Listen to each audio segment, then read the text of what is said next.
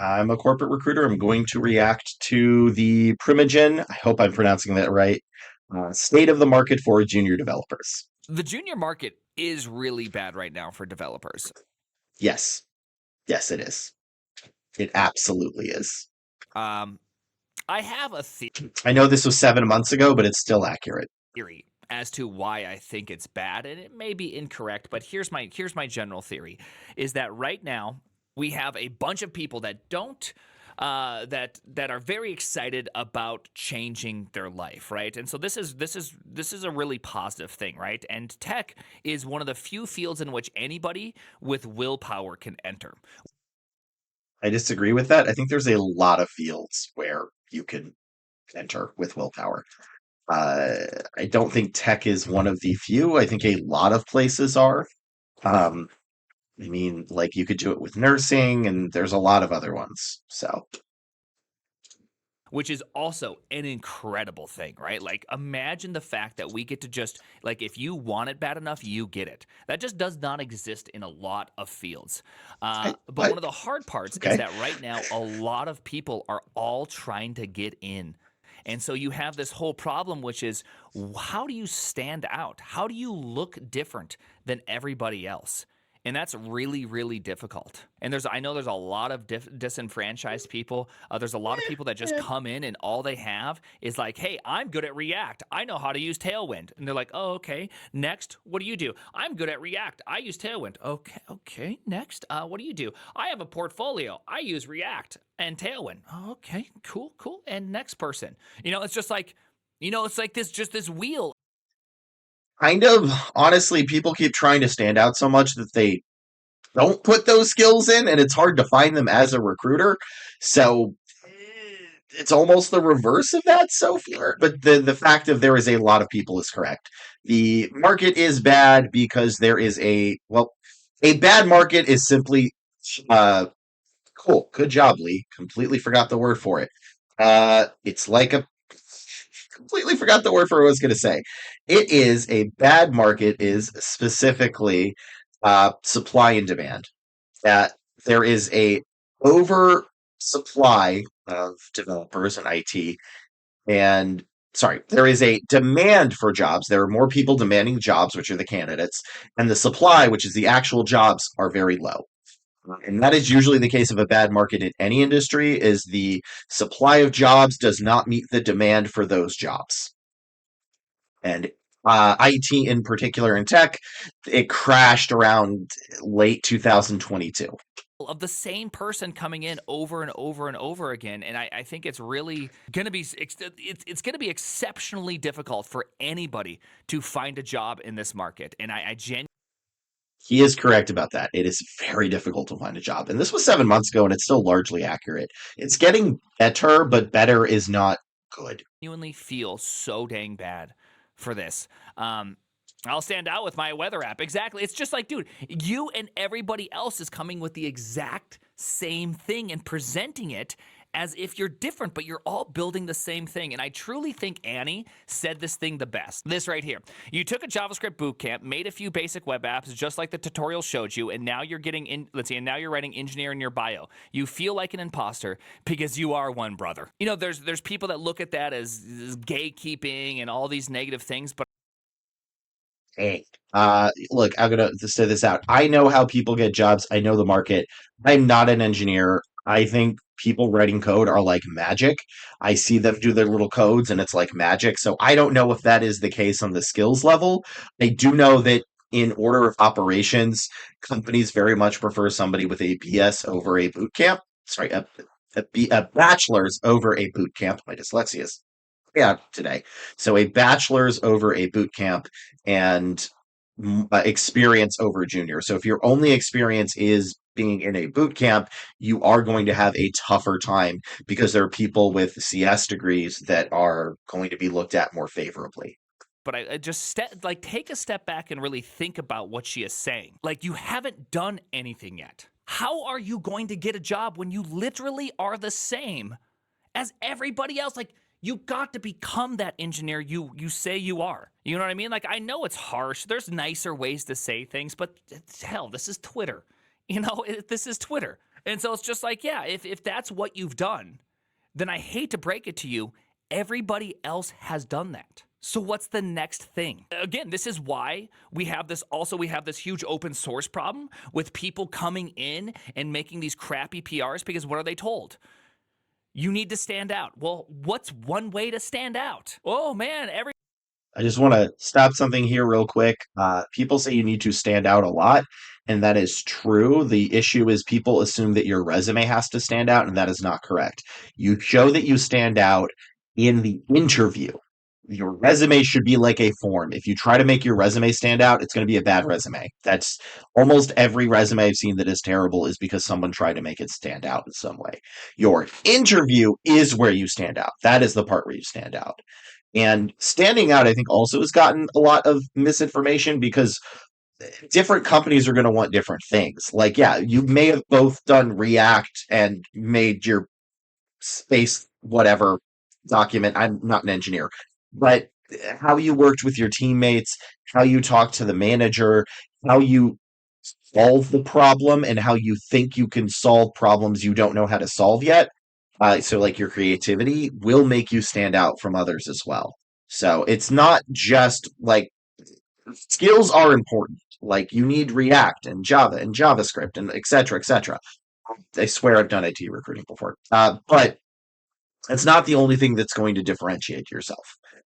Is some it's how you go into the meeting, how you talk about a problem, how you solve problems that you don't know the answer to, or the manager may not know the answer to.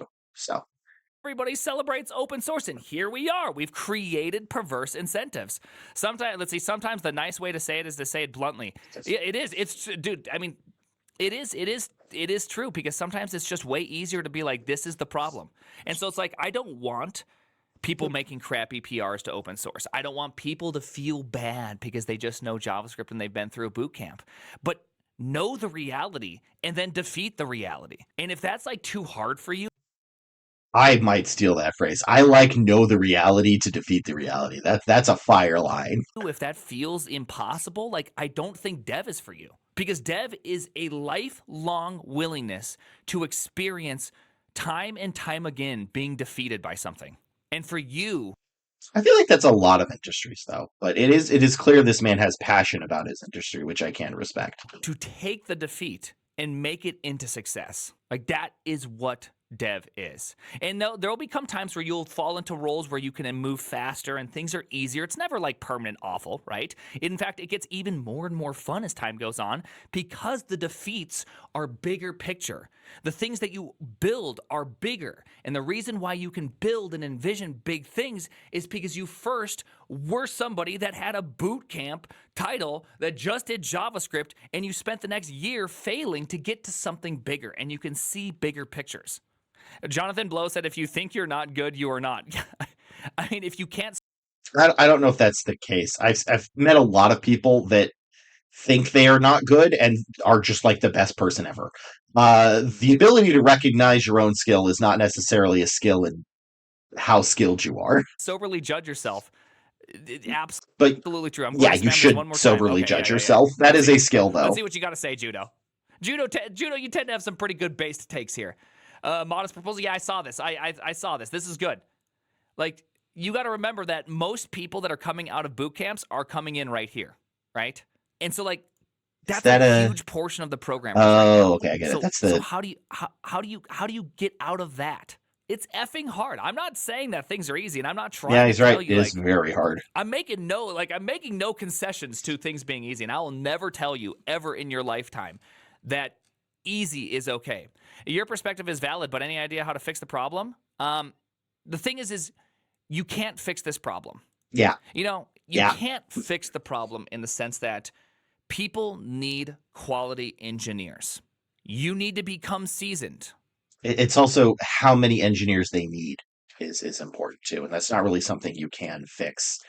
That is like I said, it's supply and demand, and the supply of jobs are low. And when that switches back, that's when the money starts rolling in for the candidates, is because companies very much need those types of engineers. So, but to a slight thing is your best bet is to simply try to get any job you can, whether for a small company or whatever. Um, it's still tough as hell. So I don't want to be like, oh, you just need to know. It's hard as heck for new grads with a CS degree. It's hard. It's also much harder for people with a boot camp because right now it's hard for people with like 5 years experience. Now this might change like a month later from now, but right now it's still tough as heck. And as I believe Mary from Lord of the Rings said, shortcuts make long delays.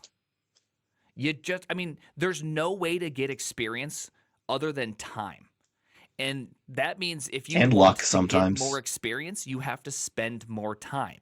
So if the person that's spending 80 hours a week for a year or 2 years, do you think they're going to be better than the person that's spending 30 hours a week for 2 years?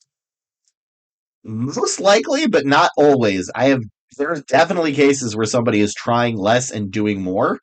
And I actually kind of had to learn that in my early recruiting career, in that the amount of time you spend at something does not necessarily translate to how much you learn. It's highly likely you will, but not always the case. There was a lesson, one of my first places I had to learn that, like, I was working like 10, 12 hour days and producing crappy work. And my next job, when I figured that out, I'm like, oh, this isn't working. And I was doing like normal 8 hour days and producing way more work. Although there is a case of that I learned that by failing. So I've definitely met some times where length of tenure does not necessarily equal skill, and that is actually a thing in recruiting, is that it's not really a good metric of a candidate's skill necessarily based on how long they've been doing something. It is a metric, but it shouldn't be the only metric. Oh, but really, you do your best work with like you hear this all the time. Well, guess who's gonna be better, right? I understand. I understand that your best work may be your first 30 hours, but an extra 50 hours every week is gonna make a big difference. Sometimes, but not always. I will disagree with that. Really depends on the person and the job, but not always. Like, just personally, when I was doing like 10 hour plus days, I would be creating more work for myself the next day. Wasn't good, and I would have to spend more time redoing it. So I disagree with this, but there are definitely some people where the more hours they put in, the better they are. So it's definitely not universal. Humans can be weird. You know what I mean? 80 is unsustainable. Of course it is. Of course it's unsustainable, but it's something that a lot of people had to do. I did it for multiple years. Hell, 60 is unsustainable. That's actual horse shit. 60 is not unsustainable. 80 is too much. Okay, 80 is too much for you. You just got to understand that what are you trying to do? You're trying to make a change in your life. And when it comes to experience, again, this is like experience is a function of time. You get to choose. You're right. Don't do 60 then. But that means the years you need to get good at something just simply goes big. Predict. You still need to put in time, but I don't know if that's necessarily accurate with what he's saying. But you still do need to put in time. So like if you're putting an hour in, that's not going to be enough. But there is a balance. It is a pendulum, and it could swing one way or the other, and too little, too much. But there's a balance there in the middle. It really falls off a cliff after 30 to 40. Yeah, it falls off a cliff, but you're still learning and still getting better. That's the thing is people confuse learning and becoming experienced with like peak productivity. Your experience simply doesn't go like this. Like it's not like right here and then at the 30 to 40 hour mark it goes like this. Like that's not what happens. It goes like this. And then you got to get like a good day off, 2 days off, and then boom, you're back up here and you like this is still really valuable time. Depends on the industry and the person. I do disagree with this. It can be valuable time. Some people are not built like that. Some industries are not built for that. It just doesn't always work like that. Like that's And if you you do know this for a long time, it genuinely pays off. again, not always. I hired somebody once who had 5 less years experience. They were pretty new, and no, sorry. Let me remember the story right. I had a person that was little less qualification. I said, manager, I think you're going to like this person. So they go in, they interview, and he said, Lee, you know what? I'm glad you convinced me to interview them. They're really good. I'm going to make an offer. Did another interview just to confirm because you wanted to double check. Got an offer, and they were so good. They were beating other people who had been doing it for 10 to 20 years. So I disagree with that.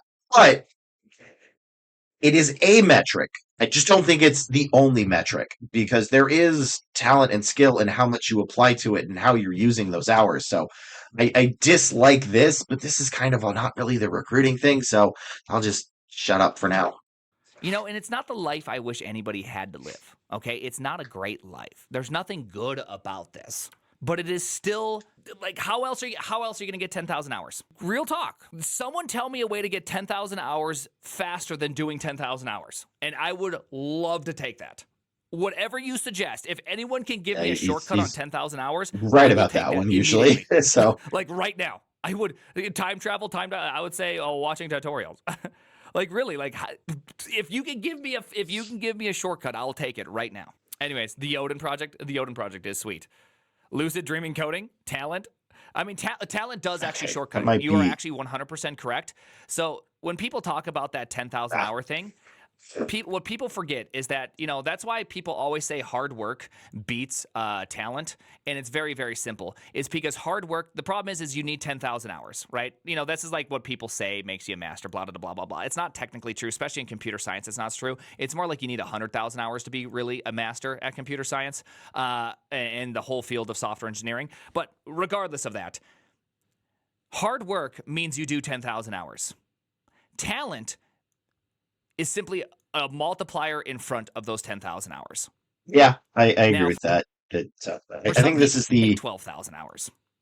yeah, that's the end of it. So yeah, I agree with that. That hard work beats talent, but hard work and talent is a terrifying combination that's amazing. So overall, hi WordPress. That's all right. Well, but anyway, that is my review of and my react to the junior market from the Primagen.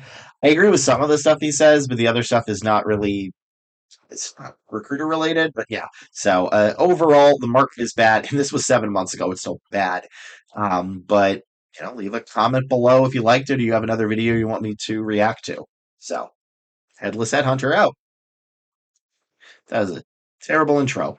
That's okay because failure makes us stronger, except when it doesn't.